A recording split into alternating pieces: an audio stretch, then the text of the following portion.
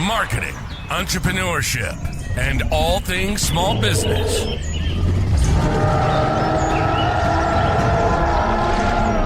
You're listening to the Jurassic Marketing's Triceratalks. Now, here's your host, Justin Miller. You want me to take that down right away? You want me to leave it up for a while? I thought there was another roar there. All right. There, it's hard to. It's just the drum. How many versions of that you got there? I don't have any mix outs yet. All right. I'll work on it. Welcome to episode number 60. 60. Wow. 6 is a nice even number. That's crazy. 5 dozen. Yeah. Spitting knowledge left and right here. Yeah. And we're talking about the fossilized fortune today. Oh, good play on words. It sounds like, it sounds like an Indiana Jones movie, I think. It's true. That music's, see? It's still going. Yeah. Yes, the hidden gold in customer retention. Catchy. It is. That's all we got for just some catchiness. T-shirts made. Now it's just knowledge. No more flashiness after that. Now we're straight up. We're in. No, the core concept is easy to get, but I'll share some good details for you and some takeaways. Core concept lies in something that everyone agrees with when they hear it, and they've heard it all before, which is it's cheaper and better to keep a current customer than to get a new customer. Not earth-shattering, but it turns out most companies we work with, including our own, when you look at what they're doing, their actions don't match. Oh, I'm the same way. Having knowledge of that fact. Just trying to chase new people. Well, it's more fun, right? So as we've been doing the COS rollout and forced to keep score on a lot of stuff, saw that we weren't keeping people around as long as I might like. And most all the effort was focused on chasing new, which pains me gratefully. Yeah, we have some things in play to help keep people. We have some campaigns. We have some automation.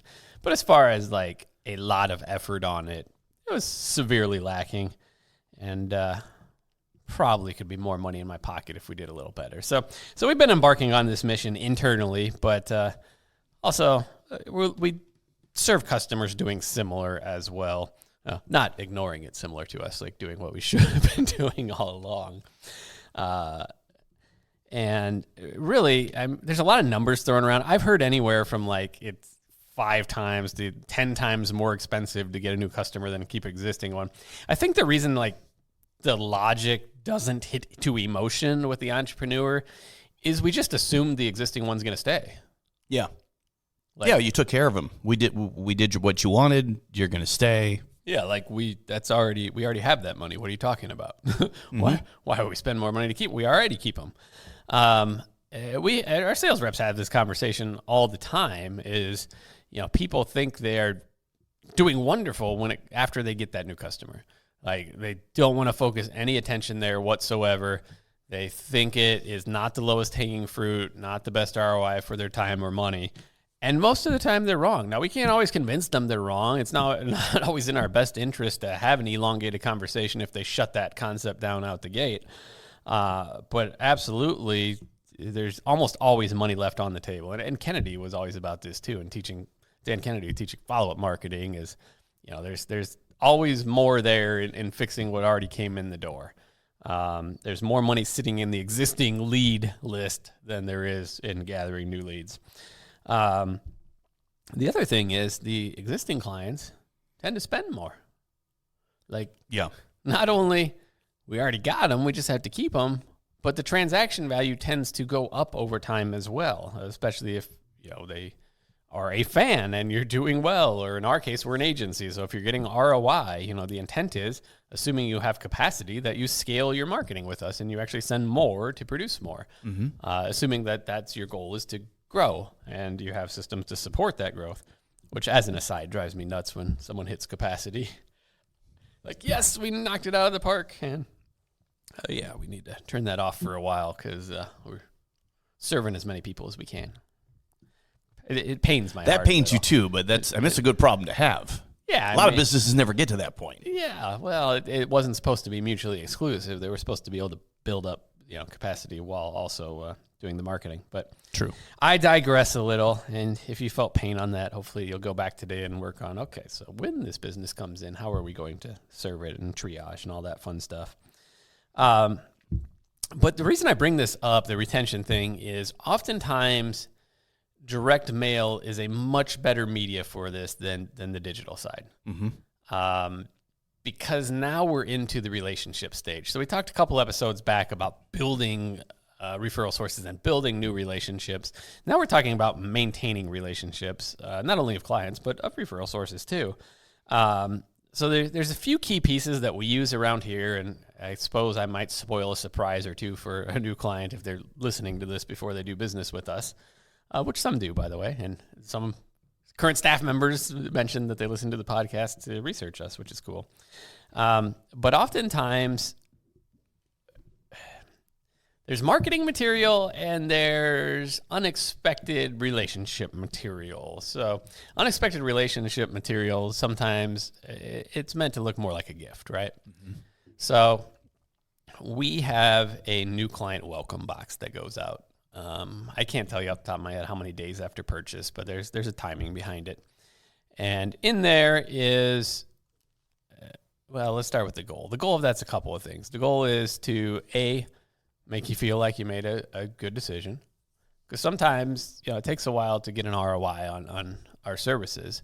So before all that's in play, we want to make sure that we have a good touch point.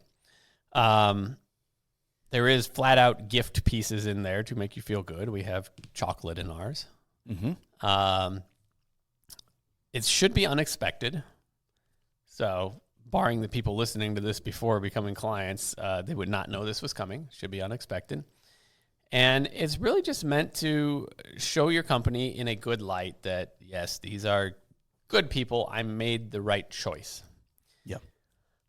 Which by the time they made a purchase decision, they should feel that way, but it's easy to forget. True. It's very easy to forget why you made that decision, especially if you have a service that has some lag time on it or something, or, we have landscapers that we work with and they have large projects, right? That project's not going to be done for a long time. It's kind of like home building. You're not going to be overly satisfied for quite a while until you're moving in, and then there were so many moving parts that you may not think of it. One of the other tactical pieces you can do is actual thank you cards.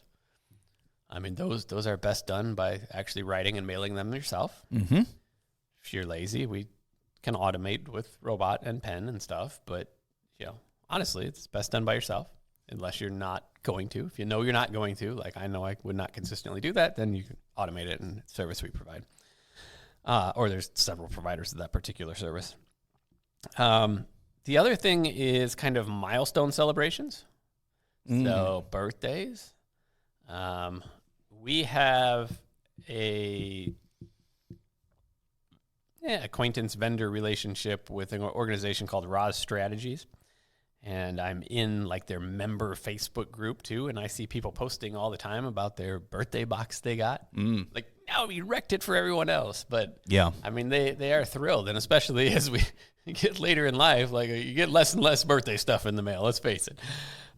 So this makes a big difference to them to get something like that. You can also have like anniversaries of working together. I mean, it's not hard to come up with a reason.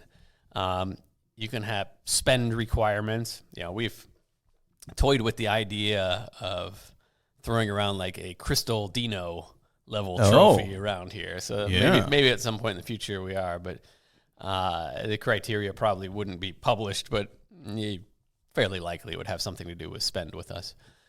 So things like that, unexpected gifts.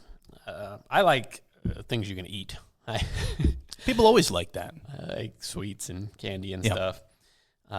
There was a vendor I sourced at a trade show that can do popcorn that we might start offering here for some of our clients because it's shelf stable for a few months, so we can warehouse and ship that for multiple clients. And then also there's kind of upsell and reactivation. So this is not, you wouldn't think of this traditionally as retention, but okay, we got the client. It's actually easier to sell them something else now than to go that they didn't originally purchase than it is to go gather someone new. And all these things should be formulaic. And I see you nodding, and like I think everyone listening to this is probably thinking the same. Like, that makes sense. Well, everybody says that, but what is reminding me more and more of is like, yeah, I know that, but I'm in so many areas I'm not doing that anymore. I haven't sent new brides brownies or cookies for a while. You just get lazy sometimes. COVID did that. Like when we stopped doing everything on a mass scale. Now I'm like, well, yeah, but I should do that. But it does. Like if you get a handwritten note in the mail or you get a box with your name on it that's got cool stuff in it, no one's ever said, I wish I didn't get that. Yeah, and hell, if you're not going to do anything else, add an email that says thank you. I mean, it's so underutilized. And you got to be authentic, right? Like, well, yeah, and if you're authentic and you say thank you, or if you appreciate somebody, it's kind of hard not to tell they're I mean, someone's authentic when they're authentic. It's not the, yeah, thanks. I'm really glad you did business with us. I mean, if you appreciate people, they will tend to pick that up. Yeah, I mean, we've implemented now a metric around what are called gas calls, and I got the term from Arjon. I don't know where he got it from, but it's give a shit calls. So this is senior level management or owners just calling clients to thank them, see how they're doing, with no intent of selling anything. Yeah. And as our sales manager started making some of those, she has a number she's supposed to make. She's like, I don't know if I can count this call because then we started talking about this job, and I don't know if I can count.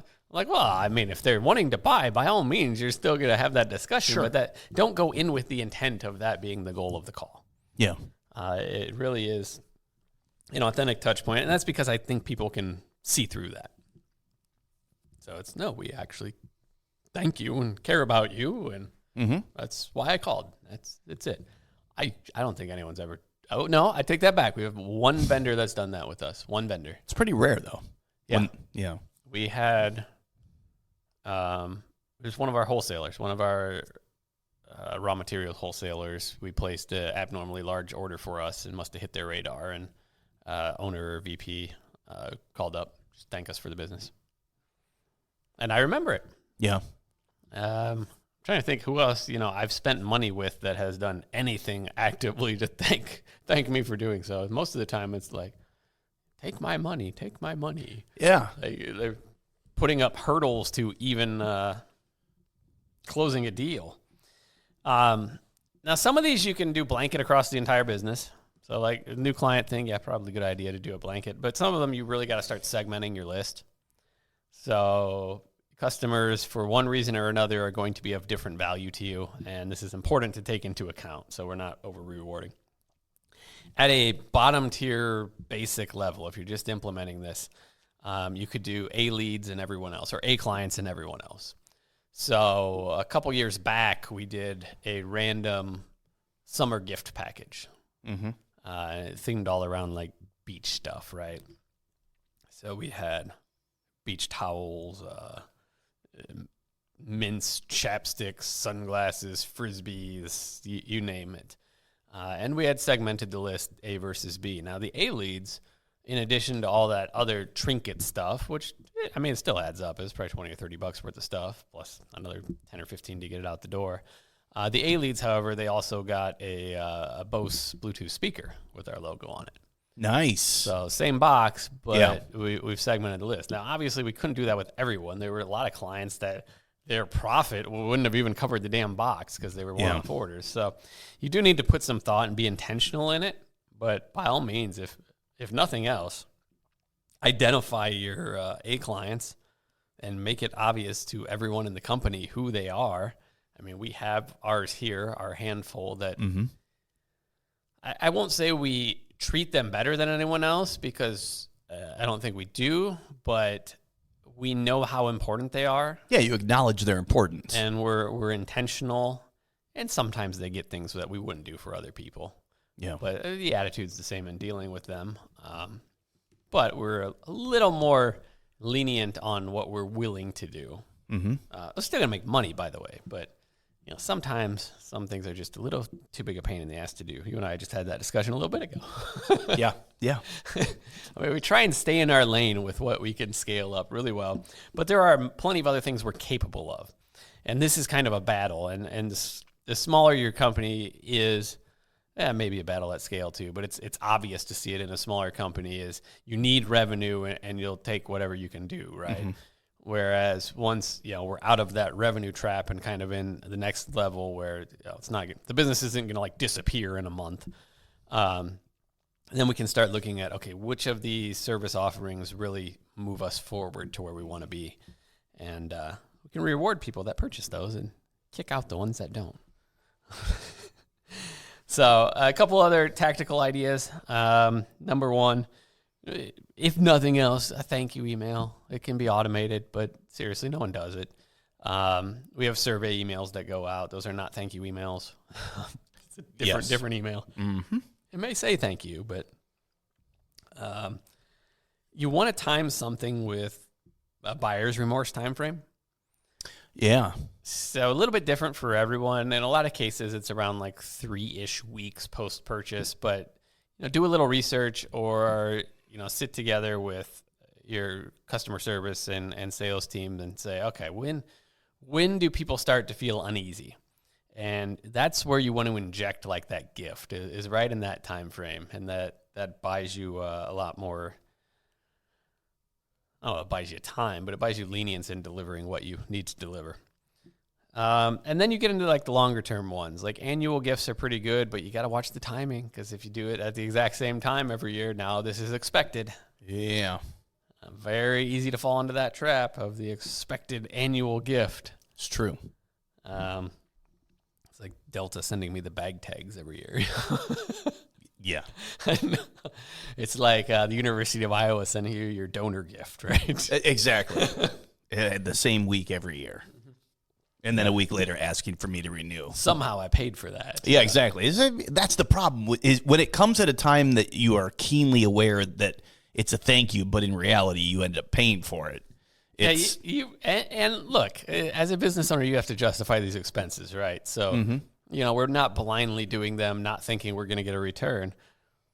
But, the client also knows you're not randomly giving a gift without expectation. So as close as you can get to it being a pure thank you, the better.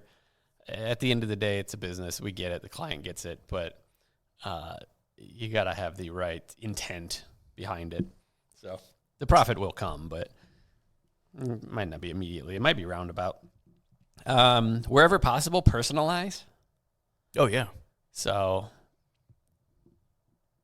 I would say non-personalized is worth doing if that's where it drops off. But by all means, if we can, at a minimum, use the name. But there's some organizations and friends I know that are really good at, at an individual level, knowing what kind of gift to send an individual person.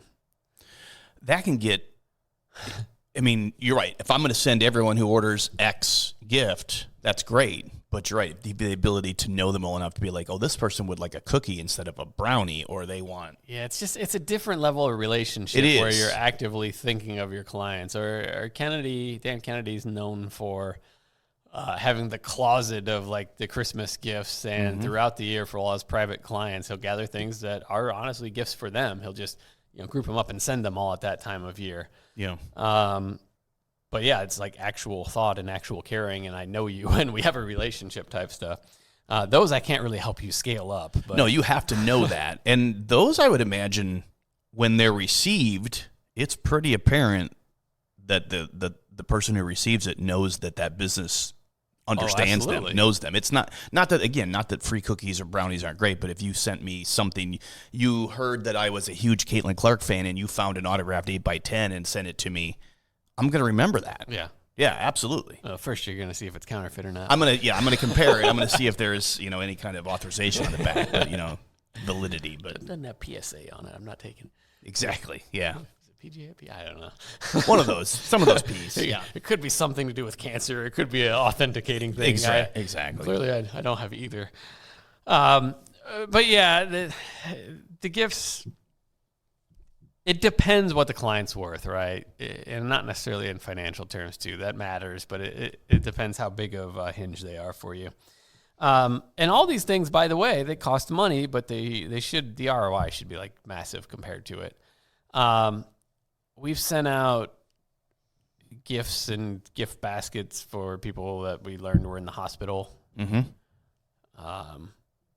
As a human being, on a personal level, we send things to funerals for staff members and families and stuff, which, you think of that, like, yeah, duh. But as an employer, and if you take that a step further, and if it was a customer you were close enough with, that would be, again, meaning something. In ours, it's kind of a minimum way of showing we care. But the spend of this, you should have a budget for it. And it should, at the end of the day, be less than the lead gen budget. And it should have results exponentially better. Now, there's a limit to what you can do, though, right? Like, you only have so many people that are in the A list or in the client list.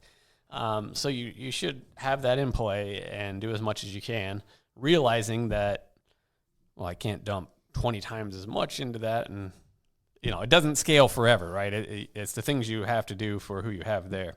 But it should reduce churn, which there's a lot of ways to grow a business. They're all important. They all kind of exponentially work with each other. But a lot of people have clients flowing out the back end of the business faster than they're coming in the front door. And I wish I could say we had zero churn. We don't, obviously. There's always going to be some. I mean, this is inevitable. But in today's world where so many people seem to be so centered on their own success, businesses, I mean, whether I feel the same way, the people I do business with, there are a few people that do stuff like that, and I see it because not everybody does it. It does make it feel barely good. Anyone does. Yeah, it's not as common. People will nod their heads and be like, "Oh yeah, I should be doing that." But if you're not doing it, it doesn't. It really is effective. It's like the Chick-fil-A app, like, randomly gives stuff. Like, again, it's formulaic, it's programmatic, right? Still. But to the end recipient, it was random. It's not like the normal rewards. It's just, here's your sandwich because. Yep. So just because. Now, someone will have to let me know where that's programmed in. See if you can hack that. Or if it's reactivation, because I noticed I sat a long time without going and then got one of those. That could be. So it might be both. Might be both. One of the laziest ways to keep this retention going really is the client newsletter, though. So if you're going to do nothing else, that's the easiest, cheapest thing to do. You should do more. Absolutely, you should do more. And we help with client welcome boxes and stuff like that. We warehouse and ship on demand. But by all means, you can do it yourself as well. Start there. Start with newsletter. Start with just being more appreciative of people when they come in the door. And verbalizing that or writing it down. So just being appreciative doesn't let them know you're appreciative. So those are my final words on that one. Appreciate and let them know. Yeah, if you appreciate them but can't really communicate that to them, they won't feel it. Yeah. It's like, I do a good job for you. You should like me. No, that was a business transaction. I paid you to do that good job. I'm really nice to you. You should know that. Loses the effect. All right, let's call this one a wrap. Just retain. It's just as important, if not more so, than lead gen, and guarantee you can do it better.